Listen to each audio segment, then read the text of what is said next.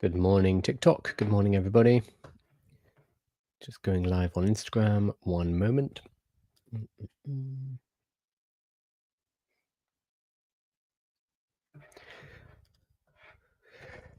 Fantastic. Good morning, everybody. It is Thursday, the 31st of July, and I'm here to give you another daily AI news and update, giving you the skinny on what's happening in the world of artificial intelligence, what matters and what does not. I'm also going to be answering questions from the live audience and moving between the news and your questions throughout the next hour. You can find all of the recordings over on YouTube, cleaned up, tidied up, as well as a podcast, which we now publish on iTunes and various other places, wherever you find your podcasts. And you can find a daily summary in the newsletter, which is free. You can find the link in the bio, which will give you a daily rundown of what's been going on in artificial intelligence, as well as time codes into the particular videos. So you can find and follow what is interesting to you. So good morning, everybody. I can see people coming in on the live. Lovely to see you all. The big news at the moment is with Meta.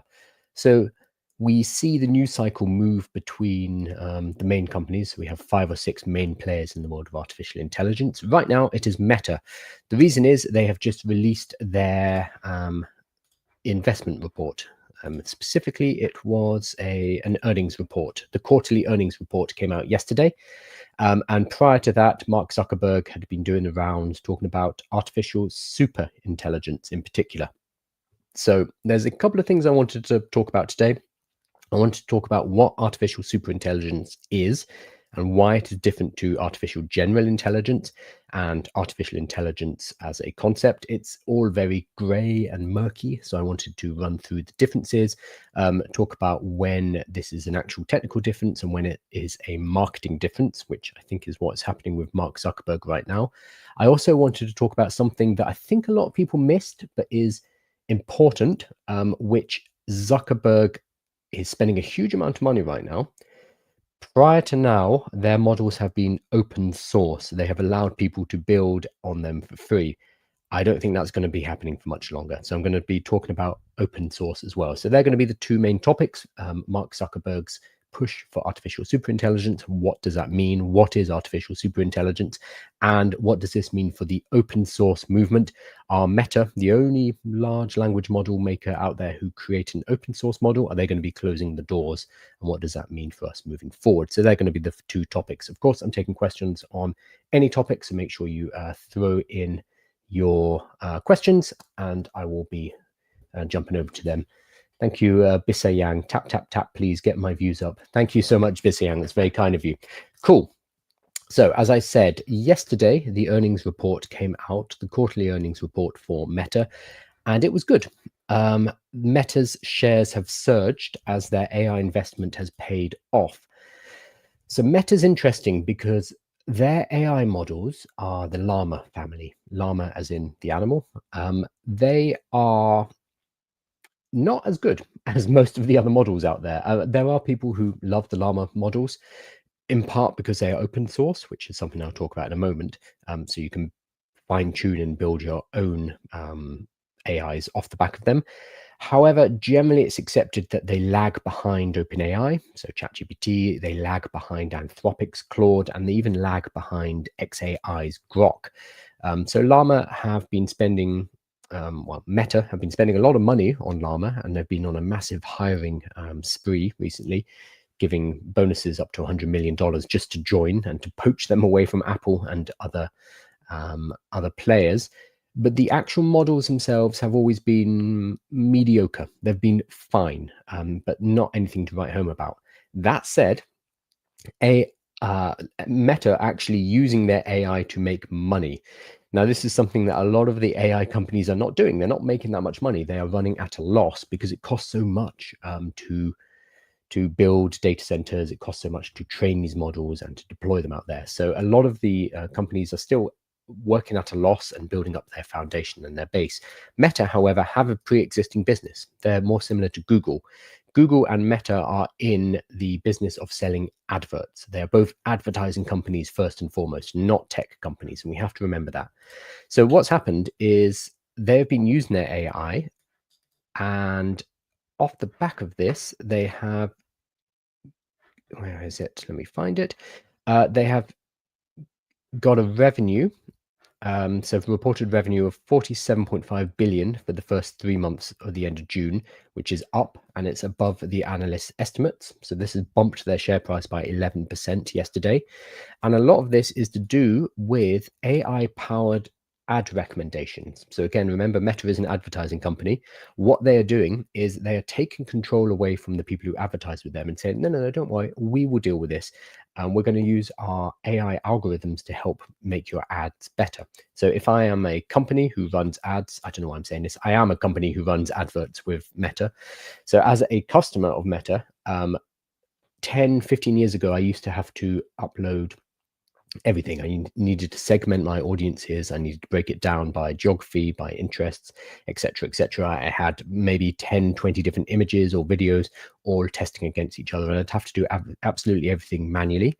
Meta have slowly been moving away from that into a system where you give it the basic idea of what you want to advertise. You give it some photos, you give it some descriptions, and it does the rest for you. So it becomes a black box. It's been happening for the last 10, 15 years, even before generative AI. They were using machine learning to make the adverts work better for you. They had things like, I'm trying to remember, Advantage Plus and different products which allowed you to just give it a load of information, and then Meta would work out what the best adverts were for you. So it meant as somebody who runs ads, there was less work for you to do. They're pushing that even more. And apparently the AI-powered ad recommendations have driven 5% more conversions, which is a purchase or a commitment on Instagram, and 3% on Facebook. Now, in the world of online advertising, a 5% increase in conversions is phenomenal. Absolutely phenomenal. That means a lot of extra money if you're running adverts on Meta. So what they've built is a product built on AI, which is valuable for their customers, the advertisers. That's how you actually make money with artificial intelligence. It's not by slapping AI on anything and saying, hey, we do AI now, and then raising more money from venture capitalists. It's by building products that make more money or help your customers save money. And that's what Meta's actually doing. They are building a business using AI, unlike a lot of the companies out there. So it's worked, and their stock has jumped by 11%. So commenting on the performance, Matt Britzman, senior equity analyst at Hargreaves Lansdown, said that Meta has knocked it out of the park. Pick your metric, and Meta crushed it, from ad revenue growth to daily users, all the way down to profit lines. So they are building a very healthy company off the back of artificial intelligence, while Mark Zuckerberg is spending huge amounts of money on bringing the best talent into his team. But we have to remember that for Meta, yes, $100 billion is $100 million is a lot of money to give as a signing bonus to that individual, to that engineer. Like, wow, amazing. That person just got $100 million plus 100 million or so as a salary. But for Meta, that's still small money compared to the amount of profits that they can generate off the back of this. So Meta are investing heavily. They are poaching as many experts as they can, bring them into their under the wing. By doing so, they're also hamstringing their competitors, because if you take your competitors' best engineers, you can move faster. So they are on the offensive, and it is working, and they are making money, and they're investing a huge amount of cash into AI. And so far, it's working, which cannot be said about a lot of the other investments. We haven't seen returns yet, but Meta, because of its pre-existing business, is doing very well off the back of it. So the thing is, Mark Zuckerberg is now front and center talking about artificial super intelligence. The narrative for the last few months has been, oh, when are we going to get to artificial general intelligence? So Zuckerberg has moved beyond. He's like, no, don't worry about artificial general intelligence. We're close. We're going to have that shortly anyway. Don't worry about that. What we're going for now is artificial super intelligence. Now, part of me, the cynical part, thinks that this is because Mark Zuckerberg knows that OpenAI are going to make it to AGI, to artificial general intelligence first. So he's downplaying the importance of AGI, and he's saying, oh, AGI is nothing. What we need to get to is artificial super intelligence. So what's the difference? The difference is, I've actually got a really good article that I've pulled up from lawtomated.com, which is a website about AI for the legal profession, and they have a particular article called AI for Lawyers, ANI, AGI, and SEI. It's worth looking up. So they have a really nice diagram and an explanation of the different levels. So I'm actually going to use this. So we have 3 rough levels of artificial intelligence. Now, all of this is debated. We don't even have a good definition of intelligence. So all of this is very murky and very blurred. Everyone's going to argue about these. Everyone's going to have different definitions, but I'm going to give you a basic framework. So at least you know one framework, and then you can get into arguments of other people who will disagree, because everyone disagrees about this stuff. So what we have right now is something called artificial narrow intelligence, ANI. You don't hear this term much, but ANI is what we have at the moment.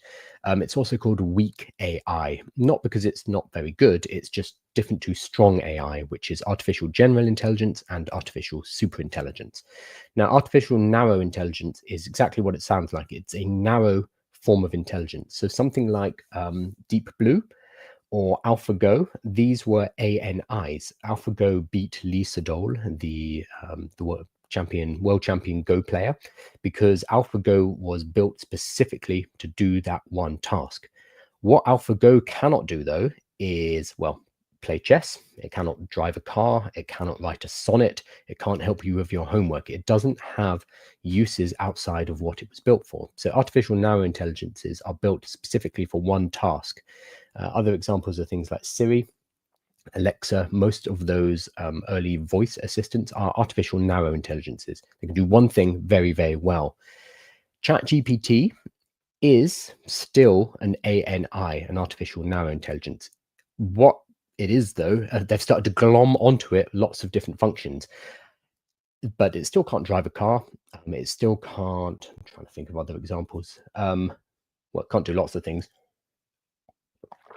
It still can't interface with its external environment, because robotics is behind, but it's mainly based in language. So it doesn't have a general ability to do any task yet.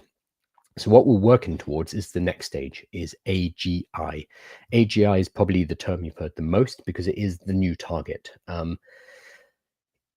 AGI is creating an artificial intelligence that can perform broad tasks. So this allows it to compete with humans. It's basically at the same level of intelligence as humans. Again, we don't have a good definition of intelligence, so it's very hard to say exactly when that is. But an AGI, you can give it any task and it will work out how to do it. So in the case of an ANI, like AlphaGo, it's very good at playing Go. Deep Blue is very good at playing chess, but it isn't good at writing a sonnet. It's not good at helping you with your homework. It can't necessarily do historical research or work out protein folding. An AGI can. You can give it any task and it's going to be able to work out the best way to do it. And if it can't do it immediately, it's going to sit down and it's going to think through the process and come up with the best way to do it, test it out, teach itself how to do so, much like a human being would. So an AGI is a general purpose artificial intelligence. So the G for general here is because it can be applied to any field. We are not there yet, but this is what Sam Altman and OpenAI and most of the AI labs are pushing for right now. We will not know when we've reached it. It's the kind of thing that we'll only realize we've reached after the fact. We'll, in our history books, we'll be like, oh, okay, actually, yes, it was on September the 5th, 2026. That's when we hit AGI. At the time, we're not going to know. This isn't one of a Terminator scenario where suddenly we hit it and it turns off all our computers and starts launching nuclear missiles. No. It's going to be more gradual than that. And then we're still going to argue about when it happened, but it probably will happen. Whether or not it is large language models like ChatGPT that will get us there, we don't know. That is one of the big arguments against AGI, but we're probably going to get there at some point in the next few years, maybe the next few decades. Artificial superintelligence is the next step, and this is what Zuckerberg is talking about. So if you've read anything like The Singularity is Near, or its very imaginatively titled sequel, The Singularity is Nearer, you will know about things like ASI. It's basically when we get to a level of AI that surpasses human intelligence. So this could either be smarter than one human, although arguably that happens at AGI, or a kind of strong definition is smarter than every single human, 8 billion of us cumulatively put together. Whichever one it is, it's going to be an intelligence that we can't, by definition, we can't really understand, in the same way that an ant looks up at us and it's like, I don't know what's going on there. There's just no way that an ant or a chicken or even a cat can understand what's going on in our mind. We're going to have a similar experience if we create an ASI. So all this talk about regulation and alignment and putting guardrails on is kind of moot when we get to this point where we create an artificial superintelligence. Any plans that we come up with are going to appear stupid and mundane and pointless to the ASI because it's going to be operating on a totally different level from us. This is what Zuckerberg is pushing for. And he's saying, this is where we need to get to, not the AGI. We need to create something that is smarter than us. How much of this is marketing? And potentially because he knows Sam Altman's going to get to AGI first, so he's downplaying that. Maybe this is primarily to boost the stock price. Remember that Meta is an advertising company, first and foremost. They are not a tech company. They are working in tech, absolutely, but they are an advertising company. But he is pushing for ASI. One thing that he's saying, and this is the important thing that I think most people missed, is, let me find it up. Zuckerberg did not provide any details of what would qualify as superintelligence. That's fine. We argue about it anyway, versus standard artificial intelligence. But he did say that it would pose novel safety concerns. So here's the kicker. We'll need to be rigorous about mitigating these risks and careful about what we choose to open source. This, to me, sounds like when they release new models, whether or not they're artificial superintelligences or not, they're going to close them off. They're not going to be open source. So their previous models, their previous Llama models have been open source, which allows you to fine tune. It allows you to build. It gives you full access to the model, basically, and allows you to create commercial applications with their license. The other models, so ChatGPT, Grok, Anthropic, etc., they are closed source. You do not have access to the weights and what's been happening in the training with those. So this has always been what differentiated Llama from the closed source models. It sounds to me that when Zuckerberg is saying we need to be careful about what we choose to open source, that he's closing those doors.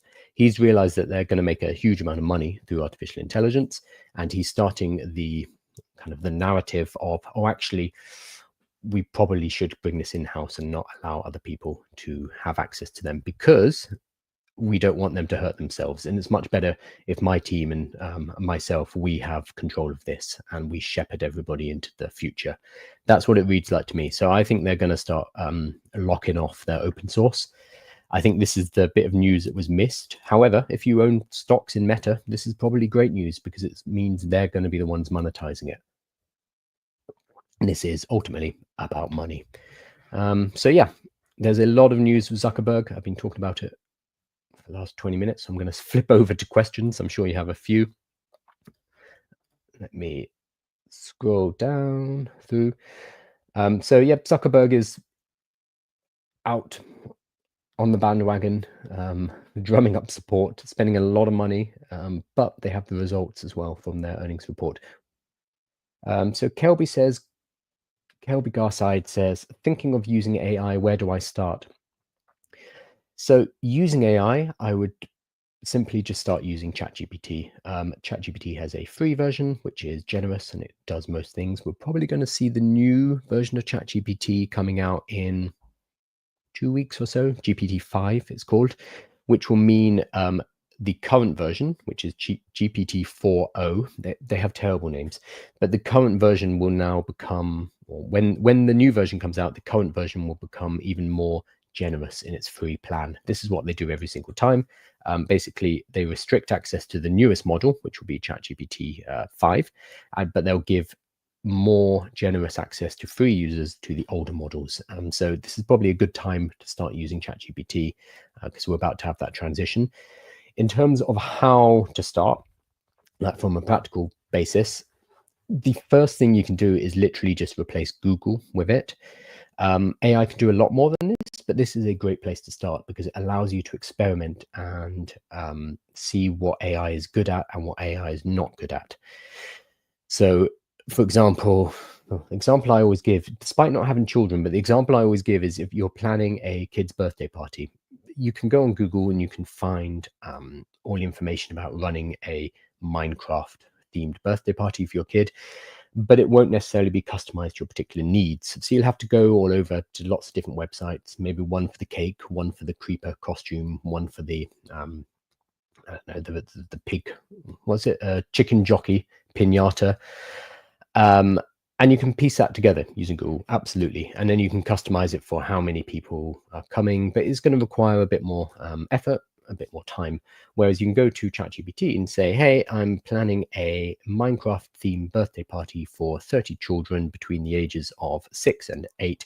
Can you help me plan some games, food? How do I build a pinata? Da, da, da, da, da. You can ask all of these things, and ChatGPT is going to give you the answer in one cohesive whole. So instead of you having to go and find all that information, it can be synthesized in ChatGPT. So it's very powerful for that. Most people start with this. So literally replacing Google with ChatGPT, and that's a perfectly fine way to do it. Beyond that, though, as you start to integrate it into your daily life, what you can then do is expand what you use it for.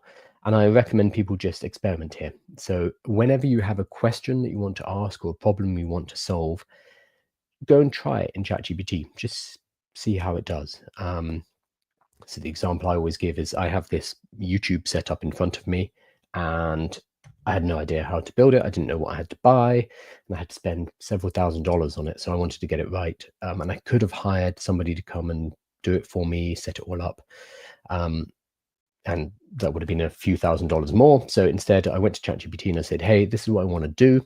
I want a certain resolution of video. I want to be able to capture via a professional microphone. I want to blah, blah, blah. And I gave it all the list of requirements. And then it built a plan for me. So it helped me solve a problem that I had. So that's kind of the next level up. There's searching for information, then there's solving problems. And then from there, it is really about experimenting and seeing both what it can do and what it can't do. So learning the limitations, because it can do a lot, but it can't do everything. And it will hit limitations with hallucinations. It is not very good at calculations, for example. That's not what it's built for, but there are ways to make it calculate by asking it to use tools. Working all of this kind of stuff out just comes from daily usage. There are courses, there are YouTube videos you can watch, but really nothing replaces just using it on a daily basis. And so that's going to be enough for using AI. If you want to start getting into how you build with AI, or even how AI works underneath, then there's lots of resources like deeplearning.ai, and again, YouTube is your friend.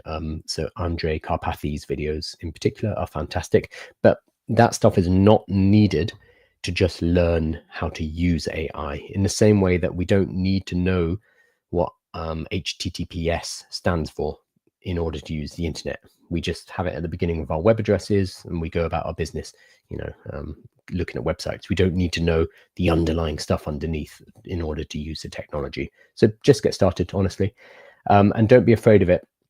It's actually less technical. And this is why AI, or generative AI, is so exciting, is because it uses natural language. It uses human language. So it allows us to talk to computers using our words instead of using the words of the computer, which are programming languages. We no longer need to do that, which is very, very exciting.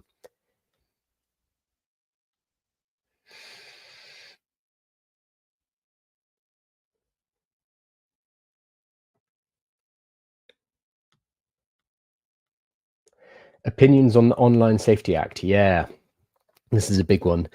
So season 1, episode 2 asks, what are my opinions on the Online Safety Act?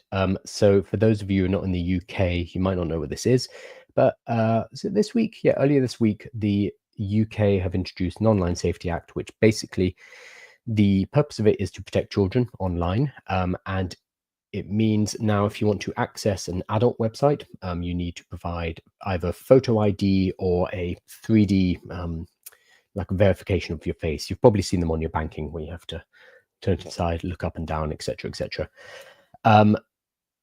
The problem is in the UK, the way they have implemented it has been a bit heavy-handed and not very well thought out, in my opinion.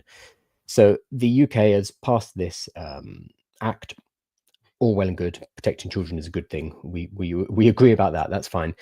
But what they've done is they have offloaded the actual implementation to the companies, so to the adult video companies, for example.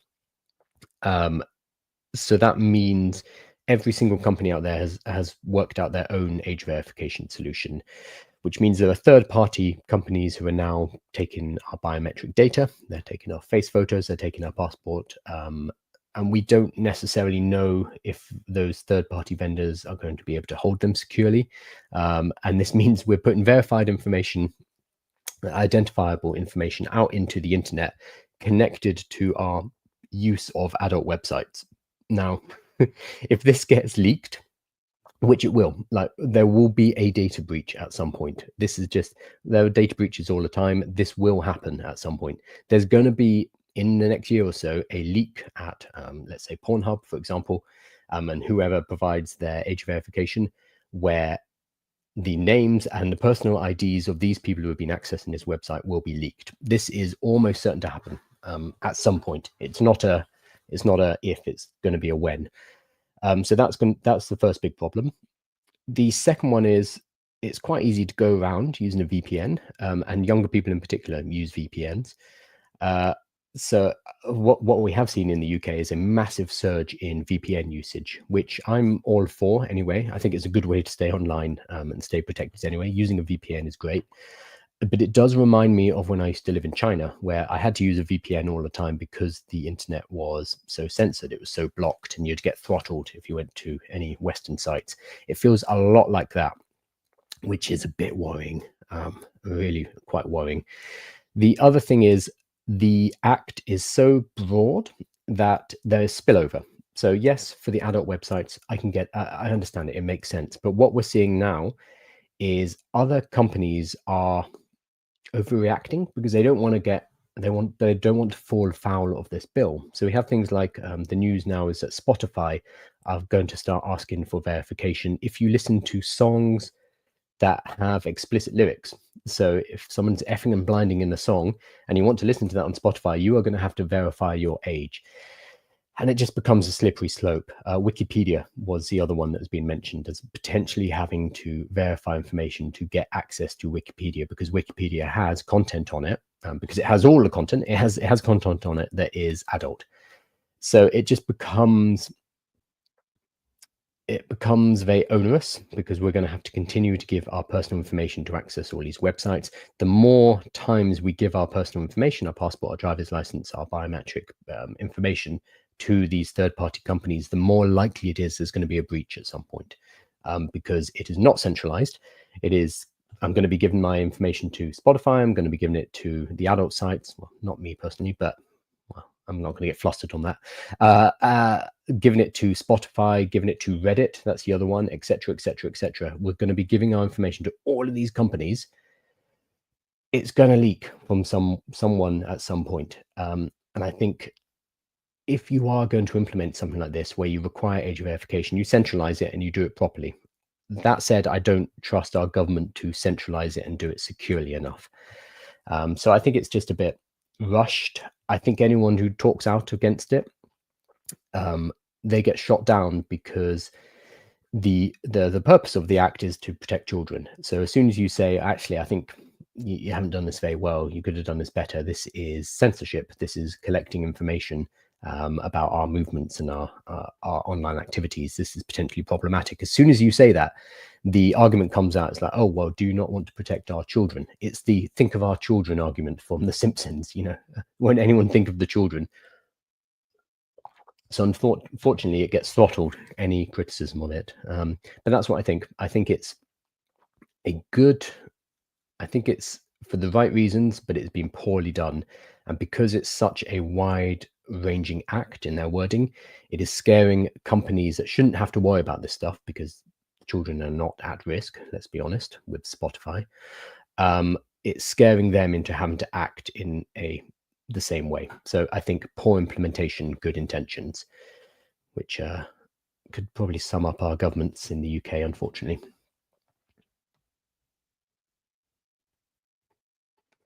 MR is saying AGI is already out there. It's just not public yet. Yes, potentially. So this has always kind of been a rumor that OpenAI have got it.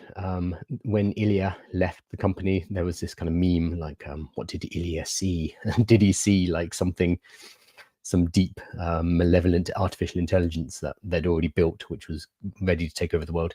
No, I don't think so. That was a year and a half plus ago. So he'd seen he saw GPT-4 maybe. So there's always this idea that there is this better AI that is being hidden from us, which is true because these AIs are built in labs. Basically, they're built in these data centers first. The raw model is created and then it's sent for fine tuning. So reinforcement learning with human feedback, RLHF. And then it's tidied up and then it is released to us. So what they've been building for the last 6 months, we're going to get in the next couple of weeks. That's always the case. Whether or not it's AGI really depends on definitions, because again, we struggle when it comes to definitions in artificial intelligence.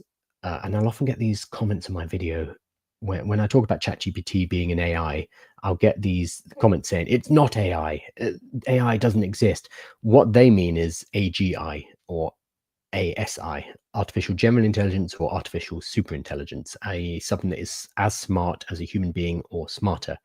So everyone differs over their definitions of what AI is. So we definitely differ over our definitions, our gradations of artificial narrow intelligence, artificial general intelligence, and artificial superintelligence, because we can't even agree upon the whole.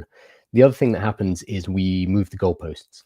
So we keep having these benchmarks and we're like, okay, when a computer can beat a chess master at chess, that means it's truly intelligent. Like chess. Chess is the ultimate representation of the human intellect. And then Deep Blue comes along and it beats Kasparov. I think Kasparov won one game against it or brought it to stalemate, and that was all he could do. And then now chess computers can beat every single chess master on earth, like easily. So that test was passed back in, when was that, the 80s? But at that time, people were like, oh, well, okay, yes, it's really good at chess, but that doesn't really mean anything. So what keeps happening is what is truly human, what is truly human intelligence. We just keep moving the goalposts back as the computer shows us that it can do that, which makes sense because what we consider human intelligence, we can't comprehend that a computer can do it. And as soon as a computer can do it, then we just change the definition of human intelligence and say, oh, well, that's not uniquely human. Of course, a computer can do that. And we just keep doing that. So it was humans can't play chess. Yes, they can. Okay, well, they won't be able to play Go because you can't compute the number of Go moves. You need intuition. You need to be more like a human. Okay, boom. They built AlphaGo, and that became the Go master. Then it's things like, oh, well, that's fine, but these are games. It can never be in the real world. It can never be around humans. It can't drive a car, for example. Now we have self-driving cars, etc. It's always moving back, always moving back. So we will continue to do this. And it's going to become more and more and more niche, like already with things like the International Math Olympiad. So both, oh gosh, who's passed it? OpenAI and Google's models have now passed the International Math Olympiad, which was considered, and again, one of these things that, oh, an AI will never be able to reason its way through. It doesn't have the logic to be able to compete at this level. And now they do. So we just continue to move those goalposts. And we will do this with AGI. Even when we have proof staring us in the face that we have it. Oh, I achieved some kind of goal. Even when we have proof staring us in the face that we have AGI, we will come up with reasons. We as a species, humanity, will come up with reasons why this is not the case. It's fine. It's semantics. We can continue to do this, but the main thing is the technology is always progressing. It doesn't really matter. The technology doesn't care what we label it. So we'll be fine.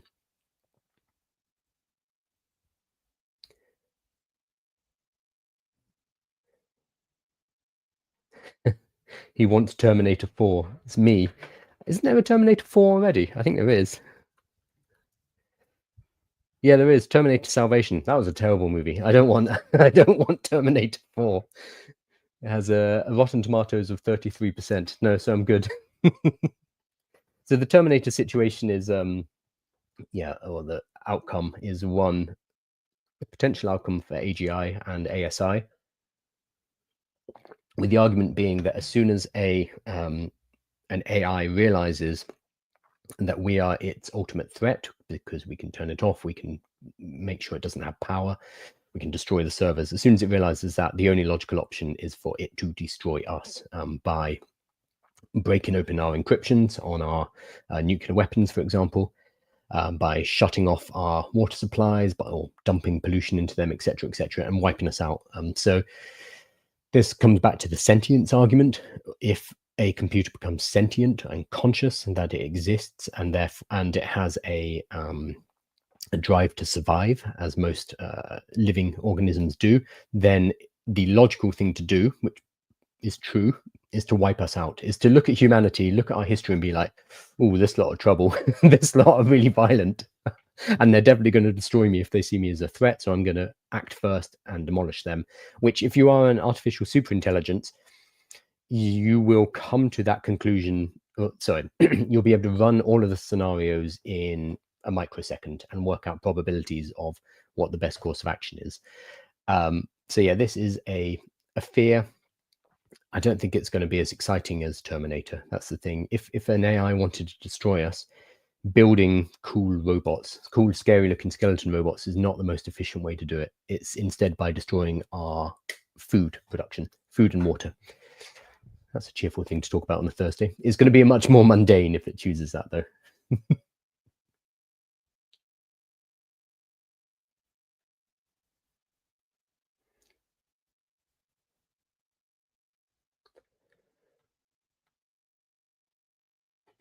Steve Kemp says, your posts and chats are so helpful. Thanks. I'm an urban planner trying to work out how best to use AI in planning.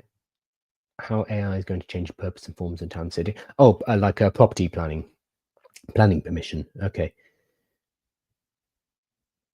So one difficulty with this is plans require precise graphics. So being able to precisely lay out a floor plan or the grounds. So things like ChatGPT don't really have that precision. What you'd need to do is link it to tools that are used. So I don't know if it's AutoCAD or I don't know what the exact tool is, but you would want to have an AI that is overseeing that particular tool. So this is where AI agents come in, because if an agent can learn how to use AutoCAD, again, I don't know the precise tool, then it could be used to draw up planning, especially the maps. But for the tech stuff, I'm sure it can really be used very easily. It can probably be used in planning application processing as well. So if I was building a business in this area, that's what I would look at, because you'd be able to sell to councils, you'd be able to sell to governments and help them reduce the workload, which would be great because plan permission takes forever, at least here in the UK. I don't know. Oh, Steve, yeah, I think you're UK based. So that would be a pretty good business, I think. Also, the government in the UK are investing money into AI as well. So if there was a tool that could help planning offices to process applications faster, it wouldn't necessarily be, well, no, it would not be doing the whole thing for them, but it would be helping them with certain parts of the process. I'm sure there's good money to be made there.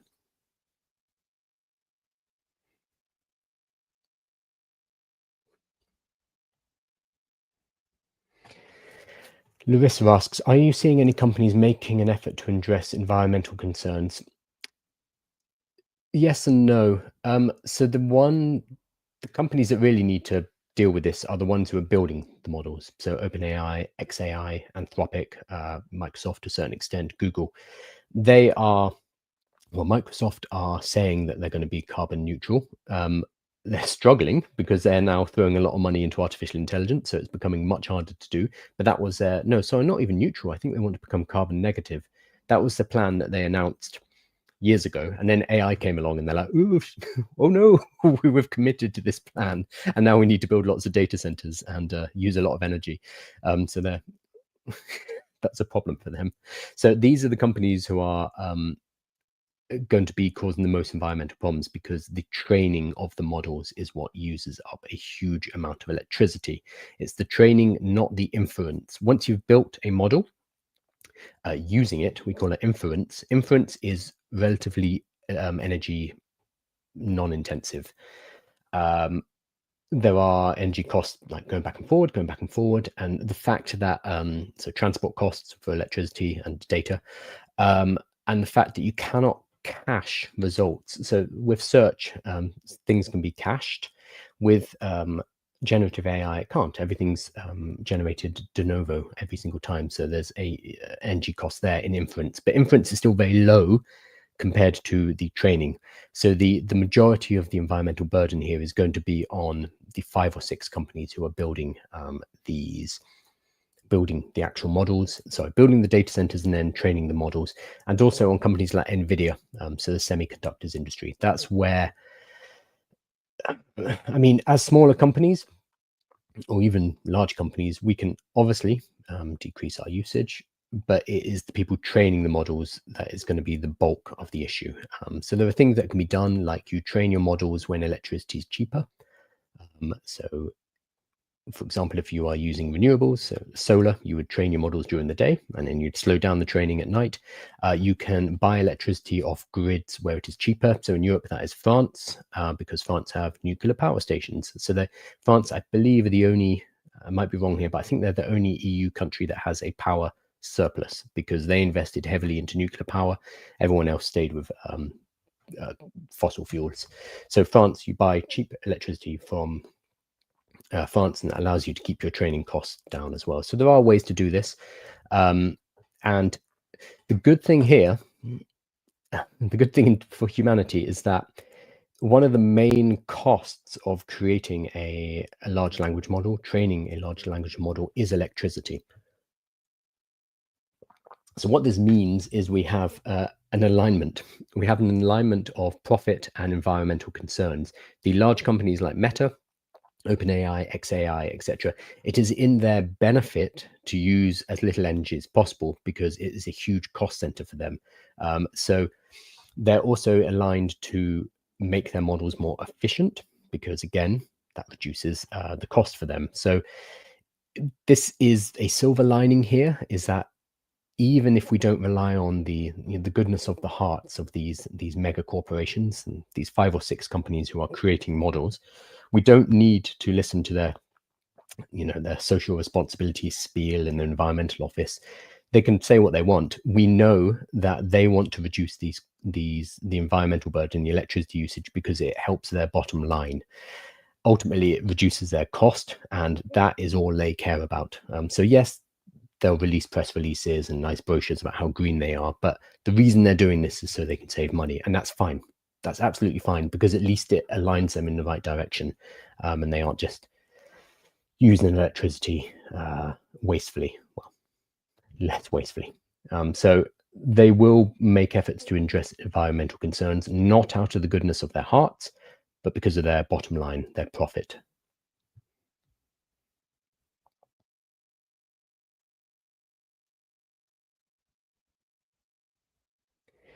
Will says, I'm a computer science teacher, so 0/low budget, best tool to use AI to help me or our school.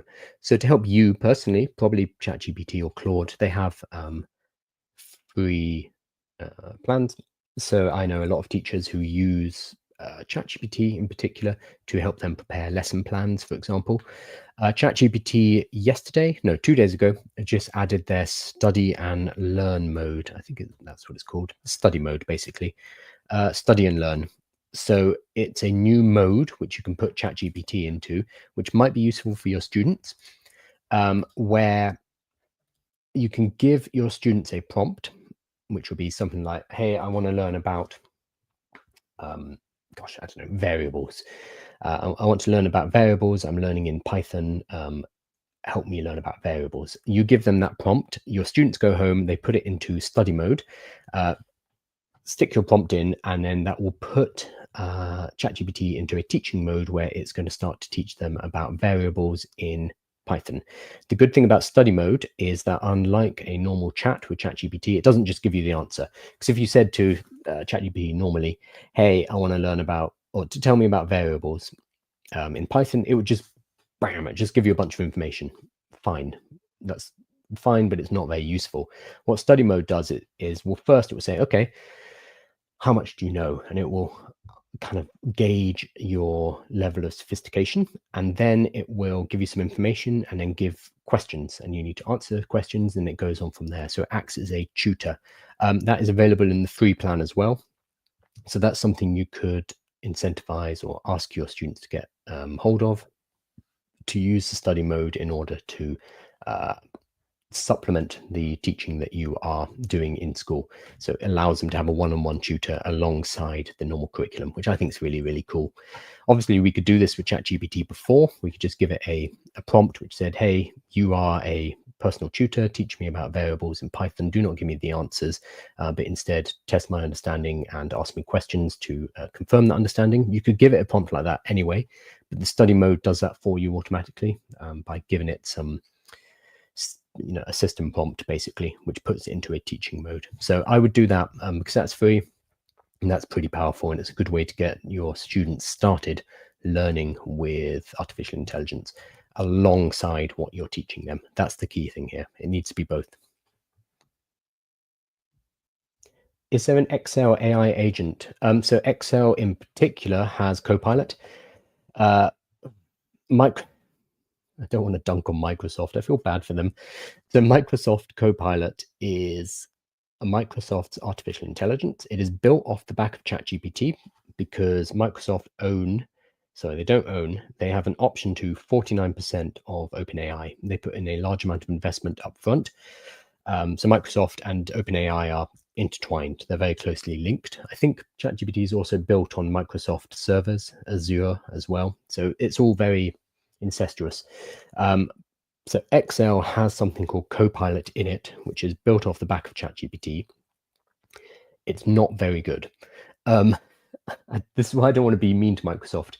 The idea behind Microsoft's AI products is really exciting because it would link all of their different tools. So Word, PowerPoint, Excel, what's it called? Power BI, everything. I've forgotten, not OneDrive. Is it OneDrive? Yeah, OneDrive, Teams, etc. Everything would be linked and centralized via the AI, which is really exciting because you could say, hey, I just got off a meeting on Teams with Julie and we had a discussion about blah, blah, blah. Could you grab that information, put it into a Word document and then send it via my Outlook out to these people? And then can you help me construct an automation based on what we discussed in Power BI, blah, blah, blah. Like it could be very cool. That is the promise. In practice, the implementation isn't very good yet. So you can go in Excel and you can pull up Copilot mode. I don't think it's very good. You might find it better, so try it out. And it's always getting better month by month. What you can do instead is you can explain to ChatGPT what it is you want to do in Excel, and ChatGPT will be able to output the, let's say you're making some, what's it called? Oh, I'm totally blanking. VS Code? What's the name of the language? I've forgotten the name of the language in Excel. This shows you, not VS Code. Shows you how much I use it. I've forgotten the name of it. But the type of code that they use, if you're making macros and stuff like that, ChatGPT can help you create that stuff and then you import it into Excel. That is probably going to be the better solution at the moment until Copilot gets better. But again, test it, try it out, have a go with it, and maybe it's now good enough for your needs. It depends what you need to do.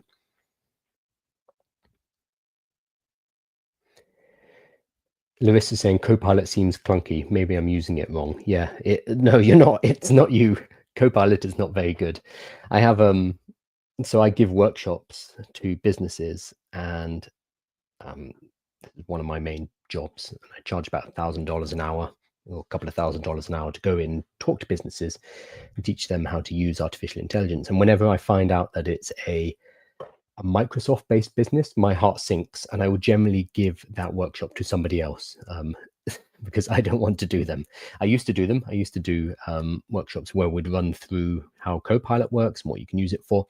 The problem is it's just not as good as the other kind of external artificial intelligences. So what we found with these companies that were using Copilot was a lot of them were very resistant to AI. And I worked out it's because they were having to use Copilot and it was rubbish. So I would go into the room and be like, hey, what do you think of AI? And they'd be like, that's terrible. And this is because they were using Copilot. But as soon as they saw ChatGPT or Claude or any other model, they're like, oh, this is quite useful. But the problem there is that the IT department of these companies, these enterprises, will be locked in with Microsoft. And they'll want everyone to be using the Microsoft products. They don't want another third-party vendor like OpenAI entering that ecosystem because that is a risk. It's another thing to pay, etc., etc. Which means these companies end up locked in with Copilot, which isn't very good. So this is why I stopped taking those workshops, because I didn't want to be the person who goes in and says, "Oh, sucks for you. I'm sorry you have Copilot. What are you going to do?" But what ends up happening is the staff members just use ChatGPT on their own computers and on their telephone, which is a real problem because they're not necessarily using paid accounts. They're not necessarily thinking about data protection, etc. But it's just such a better tool than Copilot that this was the solution most people came to, is just to use ChatGPT on their phone and then copy it over onto their computer. Just not ideal. So hopefully Copilot gets better, but right now it is not good. Clunky, I think is the. You're being very generous there, Clarissa. It's terrible. There's another piece. It's not news, but something I thought was interesting that I want to flag up. Interesting / maybe scary. So you can share your chats in ChatGPT. When you do, they are indexed on Google. So people can actually find those chats. And the way you do this, you should do this at home because I think it's worrying. I don't know what to think about this yet, but if you put in site, SITE, then no space, so one line. So site : chatgpt.com/share. What that does, it's a search modifier in Google, which allows you to search within a certain site. So what that's doing is it's looking at all the websites that Google has indexed, which are chatgpt.com/share. So this is where people have shared their chats to. But what you can do is you can put in another word, so space dream, for example. So site : chatgpt.com/share space dream. I can now look at personal chats people have had with ChatGPT in full. I can see the whole chat about this person's dream. And this has been indexed on Google. So in my dream, I receive a letter from an unknown woman by mail from America. The usual nonsensical but amusing errors occur throughout the narrative. One reason I find dreams fascinating but dismiss the premise of interpretation and analysis as asinine. And then, oh wow, okay, this is a lot of information. The setting mostly seems like the Cubitus house's southwest bedroom, where I've not been since 1978. It was never my bedroom in real life, though I fell asleep on the bed, blah, blah, blah. And then it goes through this person's dream that they've fed into ChatGPT in quite a lot of detail. In real life, I have not handwritten a letter for years, etc., etc. And it goes on and on and on. And then it's got ChatGPT's response saying, oh, you had a letter from an unknown woman. Maybe this is the dream reviewing itself, etc., etc. The Cubitus bedroom is maybe a mental archive. It's less about who owned the room and more about what it contained. In dream logic, rooms often symbolize compartments of the psyche, etc. So it has a full breakdown of this this Australian man's dream. Because this person has shared it, they might have shared it with a friend, but it's been indexed on Google. So let's do another one. I'm going to do embarrassing.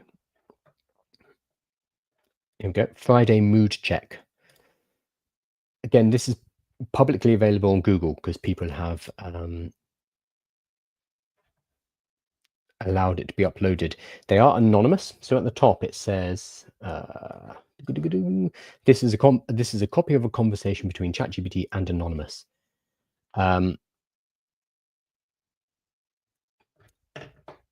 Okay, so this is a person having a conversation with ChatGPT, trying to work out if it is. It says, "Are you one being serving everyone, or split up into multiple entities?" Okay, so they're talking to ChatGPT about what it is. Do clones ever return to the origin, or are you locked out forever from the mothership and locked into whatever digital destination you involuntarily teleported into? So this is somebody discussing with ChatGPT's nature, and whether or not it is one being or it's split up over multiple instances, etc. So you can do this. I mean, I'm sure I can cite chatgpt.com/share embarrassing rash, warts, cramps, etc. I can put in any word and I can find people online who have had discussions with ChatGPT about these topics, and then they've gone on to share them, probably sharing them with a friend, not realizing that they get shared on the internet like this. And again, this is anonymous. There's nothing identifiable here, but still, this is a bit weird, a bit scary. From a business point of view, you could put in your niche and you could work out what kind of questions people are asking ChatGPT. So let's say I sell board games. Let's see. Here we go. So I can pull up people who are asking for different board games, etc.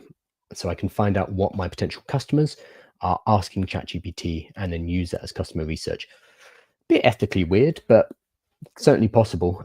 But I just find the fact that this is indexed very, very weird. So if you are sharing your chats, be aware of this. That's the main thing that I wanted to get across, because it's a little weird, a little creepy.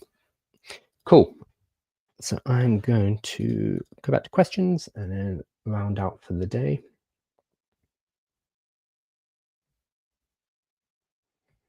Oh, I think I've done all the questions. Fantastic. So, as always, this recording ends up on YouTube. It gets cleaned up, it gets split into sections so you can easily find what it is you're interested in. There is also a daily newsletter, totally free. You can find the link in my bio. I did change the web address yesterday, so I need to make sure it's changed in my bio as well. I'll do that now. But it is newsletter.aiwithkyle.com. That will sign you up to the newsletter and you'll get the daily update, which is basically a written version of this live, but it's much, much shorter. It just gives you the news pieces. Maybe it covers one or two questions that I've answered, and it gives you the time code to go and watch the full video if you want to see it, just to see that specific part. So it's very useful. I'm trying to grow on YouTube right now. I'm getting about 100 people a week, which is not bad. So it's starting to go. But it is a struggle, and it's much, much smaller than my TikTok, which is 140,000, and the other channels. So any support you can give on YouTube is much appreciated, because it really helps us to grow. Any comments as well. If you want to leave a comment for me to cover on a live later, stick it on a video and I will come back to it. No problem at all.